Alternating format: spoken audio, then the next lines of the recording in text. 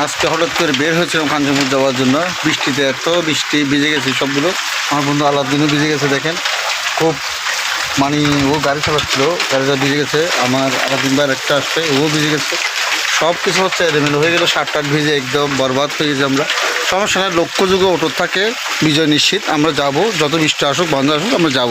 দোয়া করবেন, সবাই সাথে থাকবেন। কাঞ্চনপুর যাওয়ার সময় হঠাৎ বৃষ্টি পড়ে গেল, আটকে গেলাম।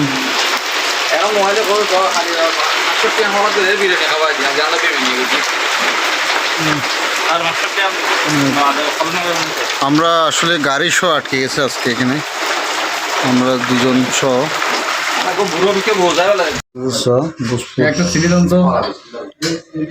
মজা যাচ্ছে, কেউ শান্তি। এটা খাওয়ার জন্য অনেক দূর থেকে আসলাম। সেই সাথে